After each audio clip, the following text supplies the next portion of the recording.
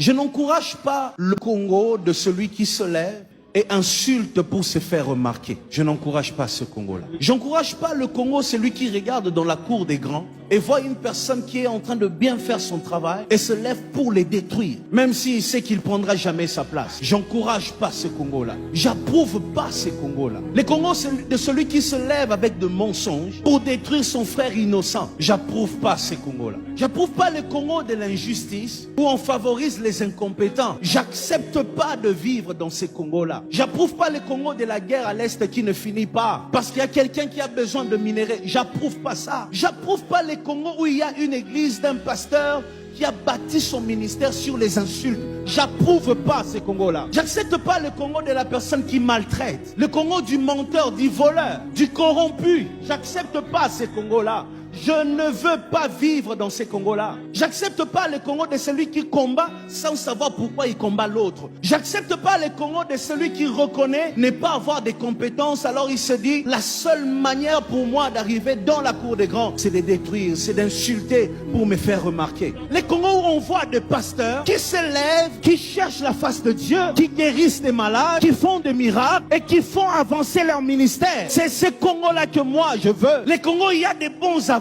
de vrais juges. C'est ce Congo-là que nous cherchons. Le Congo des politiciens qui prônent des valeurs, des politiciens qu'on ne retrouve pas dans des bassesses, mais qui travaillent pour sauver des générations. On peut encore vivre dans ces Congos-là. C'est possible. Si moi et toi, on se lève, on commence à lutter contre les antivaleurs. On commence à voir un innocent qui est en train d'être détruit. On se lève et on dit non, nous en avons marre, assez, ça doit s'arrêter. Jusqu'à quand nous allons voir, regarder comme ça, nos héros en train de mourir, nos champions en train de partir. Quand je dis ceux qui ont tué les héros, je ne pense pas à ceux qui ont tué Lumumba. Non, non, non, non. Tu n'es pas différent de ceux qui ont tué Lumumba. Lorsque tu te lèves un matin, tu te mets sur Internet, non pour exposer tes œuvres d'art, non pour exposer ta belle voix, non pour exposer ton talent, mais seulement pour détruire l'autre. C'est là où on insulte qu'il y a beaucoup de vues sur Internet. Là où on dit des choses de valeur, personne ne regarde. Et même le chrétien participe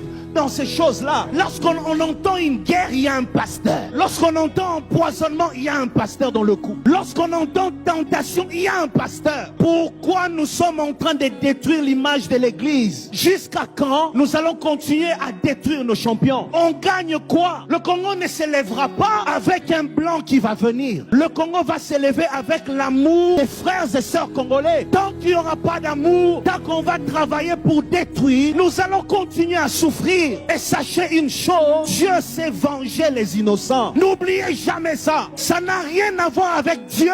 Ça n'a rien à voir avec l'église. Même un innocent païen, même s'il est païen, mais s'il est innocent, son sang va crier. Congolais, est-ce qu'on peut vivre avec amour?